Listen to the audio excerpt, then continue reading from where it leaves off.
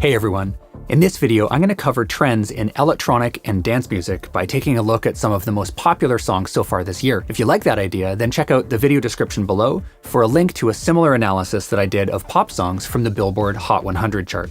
Here's the game plan for the video. First up, I'm going to talk about the data set and how I analyzed those songs. Second, I'm going to talk about the high-level macro insights and trends that I've spotted. Third, I'm going to talk about outliers, songs that really stand out and why. And then I'm going to wrap up by talking about some interesting observations that I want to highlight.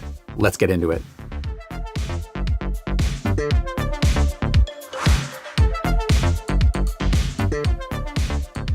For the dataset, I used the Billboard Dance/Electronic chart for the week ending March 22nd, 2025. I used the site Qobuz, where I was able to download lossless versions of the songs and load them into iZotope RX11. In RX11, I used the waveform stats and spectrum modules to be able to analyze the music. When listening, I was in this control room, listening on Neumann KH420 midfields, and I also listened on a pair of Odyssey MM500 planar magnetic headphones, which is a little serendipitous because those headphones were created in partnership with and tuned by the mixer Manny Marroquin, and Marshmello actually had two songs mixed by Manny that were on the chart, including the #1 position, Miles on It, which is a collaboration with the country artist Kane Brown. Now, in my last analysis, I focused a bit more on mastering trends and got into the numbers like loudness and peak levels. But this time through, I want to focus a bit more on mixing and production techniques and trends that I think you might be interested in.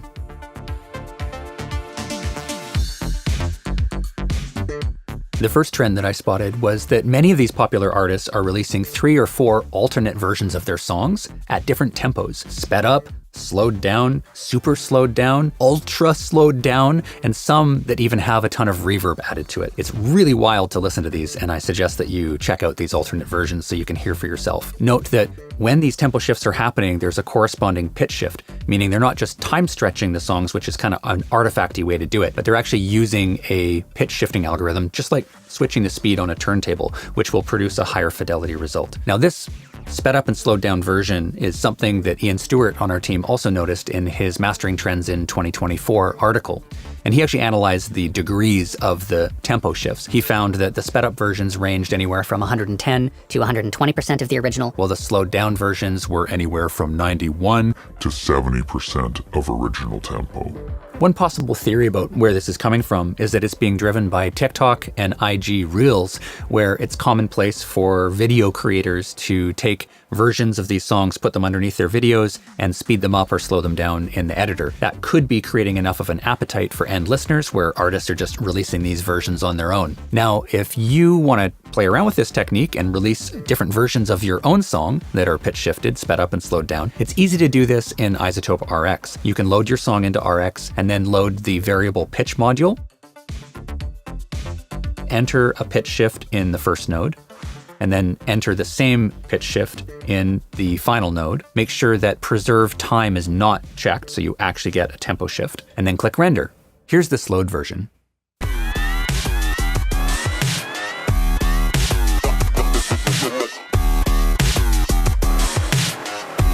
And here's the original.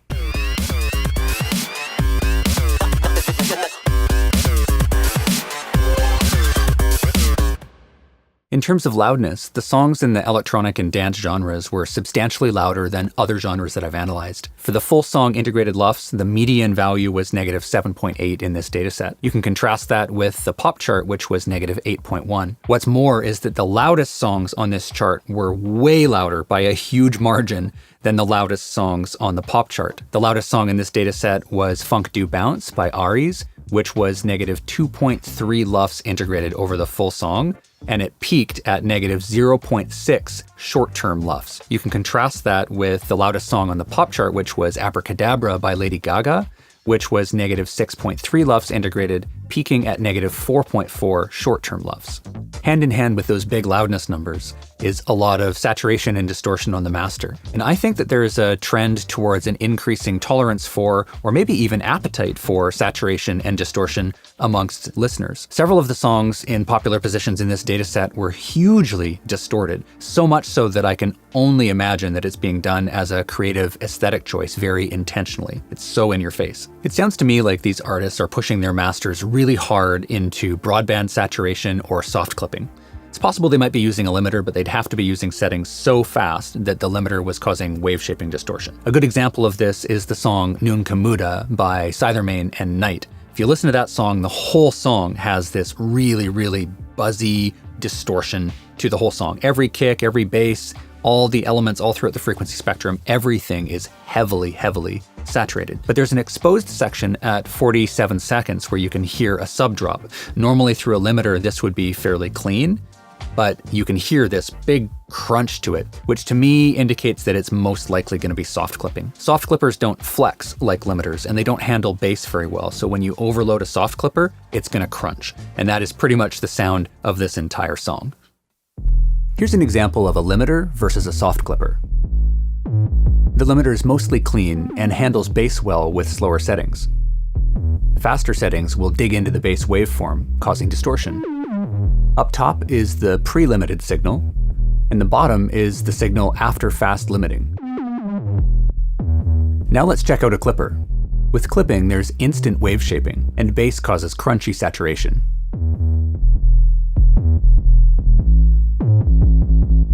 The top is the unprocessed signal, and the bottom is after aggressive soft clipping. I'm speculating here, but if I had to venture a guess, I'd say, again, this could be in part due to TikTok and Instagram Reels, where creators are using the video editors to add music, and perhaps just pushing up gain to the point where it's digitally clipping and creating an environment where this is so commonplace that listeners have accepted it as normal. I think it also is definitely being driven by artists like Cythermain and Aries that are using this level of loudness and the limiting and saturation and distortion as a sound in the new and very popular emerging genre of funk. More on that in a sec. In terms of peak levels, I noticed that a lot of the songs in the dataset actually had no limiter margin at all. The sample peak level went right up to 0 dB FS. 7 of the 25 songs had 0 dB FS as the peak level. The median was negative 0.2, so the majority of the mastering engineers are leaving a little bit of room. But I think if I had to speculate, I'd say that these dance and electronic songs are maybe being engineered in a way that they're a bit more oriented towards DJ set play, where they would be in lossless formats and you really don't need that margin, versus orienting them more to leave headroom for compression noise from lossy formats that would be used on streaming sites like Spotify. Stylistically, in terms of songwriting, I wanted to point out something about short-term LUFS. I always take a look at where the short-term LUFS highest reading happens in a song. And in the pop songs I analyzed last time, it was common to see the highest short-term LUFS reading in the final chorus. Kind of makes sense. The songwriting is usually oriented in such a way that the final chorus is bigger than anything else. You go out with a bang. But in electronic and dance music, that doesn't happen. Usually the highest short-term LUFS reading happens in the drop, and then it's the exact same or very close in the final drop. There isn't a lot of variation in the peak short-term LUFS from the drop to drop. You can, of course, find examples of electronic and dance music that's been written more like pop songs with a bigger final drop, but I'm just speaking in terms of generalities here.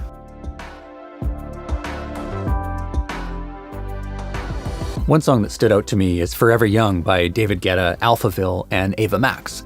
It is an exemplification of what's possible in terms of cleanliness and an epic song when your sound design, songwriting, production, and engineering techniques are all on point and working together in perfect harmony. In the vocal, the sibilants and breaths are nicely controlled. In the mix, the resonances are really nicely dialed and you're not hearing anything jump out at you. The song is big and lush and huge sounding, but also tight and punchy. And it makes me think about how they might have achieved that in the production and in the mix. And I think what's happening is that the big time-based spatial effects, which have the capacity to wash out and mask other elements, I think those are being bussed together, and likely that those are being ducked to the drums. That's how the drums are remaining so punchy. I think the same thing is happening with all of the big mid synths and other instrumentation in the song. I think those are being bussed together and that those are being ducked to the drums, but it retains its width. I'm going to speculate here, but I think that what's happening potentially is that there is mid-channel specific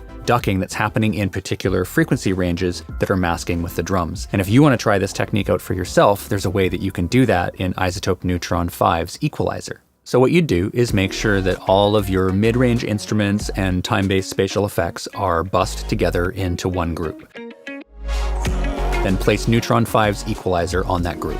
Route your kick or your drums into the external audio sidechain, then change it from stereo to mid-side mode. Add an EQ node where your drums are dominant and frequency masking is happening. Then expand the dynamic and sidechain controls. Set the node to be dynamic and have it listen to the external audio sidechain. Then adjust the threshold and dynamic processing to make space for your drums in the mid channel while leaving the side channel untouched.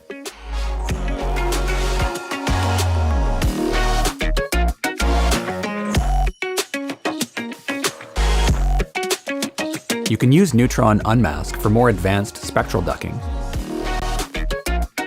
Route audio into the sidechain, in this case, the snares and claps submix. Set Neutron to mid-side mode. And then dial in the mid-channel spectral ducking amount. To make it a bit more transparent, you can restrict the frequency range of the effect.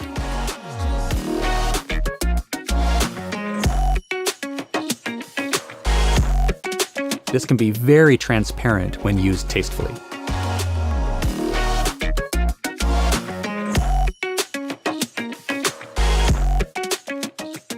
I was surprised to see that both of the David Guetta songs in the dataset, Beautiful People and Forever Young, were mastered to exactly -7.7 LUFS integrated over the full song. Upon further investigation, I found out that they were both mixed and mastered by Timofey Reznikov, so it seems like he's working with the same engineer across his music. And it makes kind of sense to me that an engineer would be referencing the previous material they've done for the artist, but especially so in electronic and dance music where these songs might be played back to back in a DJ set. You would want to make sure that there's consistency there. I want to spend a minute on the artist Cythermain. He had 2 songs on the charts, and they were 2 of the loudest songs. Nunca Muda at -4.9 LUFS integrated, and Funk de Beleza at -2.7 LUFS integrated. These songs stand out in more ways than just loudness, though.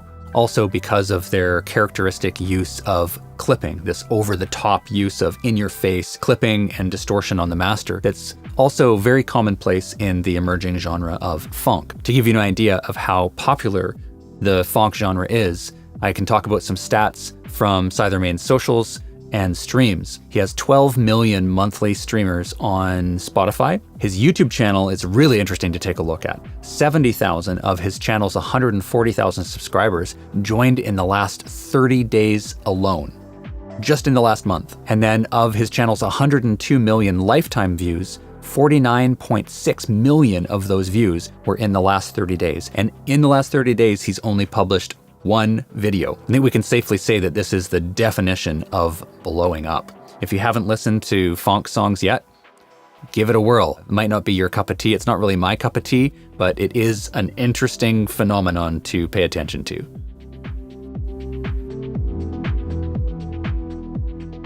I've always been a fan of Dom Dolla, and his song Dreamin' is in position 12 on the chart. Spectrally, the mix is a little bit dark, but in a good way where you can turn it up loud and the high frequencies don't grate on your ears. It also packs a punch in the bass department. This song was mixed by the artist, which is typical in a lot of electronic and dance music songs because the mix can be kind of part of the signature sound, and it's mastered by Wayne Sunderland.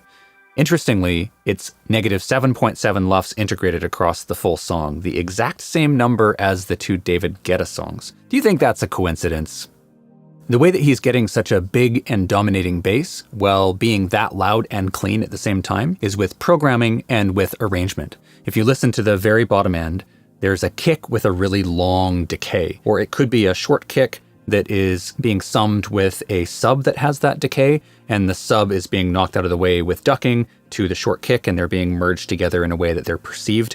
No way to know for sure, but it's this really nice sub-frequency pulsating on the quarter note with that kick with the long decay. And then just slightly on top of that, there is a syncopated pattern that is sitting in the upper bass to low mid-range, so it's not conflicting with frequency, and also it's not conflicting with the rhythmic programming. It's playing a syncopated offbeat pattern where it's not happening at the same time as the kick, so you're not getting summing of those frequencies, and it works just really well together. Both of the elements have their timing and space to be able to breathe, and when they are summing together in the low end of the track, they create a really loud and beautiful groove. The last song that I want to talk about is Focus by John Summit, which was position 15 on the chart. It has a quieter intro leading into a huge drop, which makes for a massive impression when the song kicks in. This song really threads the needle for me in terms of the production and the engineering. It's very loud at -7 LUFS integrated, but it's also punchy and wide and clean and spacious. And in particular, it has weight and girth in the low end, which is oftentimes the first thing you sacrifice for loudness. If you give it a listen, pay attention to how short and tight the drums are. There's no spilly tails, there's not a lot of sustain. I expect that either the drum sounds were designed or chosen for that characteristic, or that some really well-controlled transient shaping is happening in the mix, which is curtailing the drum envelopes and giving them that really short, punchy sound. The low end of this track is also quite clean, actually. There's no congestion in the low mids, there's not a lot of saturation in the bottom end. I think that this song is engineered really well for PA and club play. And if you're gonna get this type of clarity and this type of loudness to coexist with some weight in the low end, it all needs to start from the beginning, right from the production stage. That's a wrap. Thanks so much for watching this video. We'd love to hear from you about any trends that you've been spotting. Reach out in the comments below and let us know. And I'll catch you in the next video. Take care.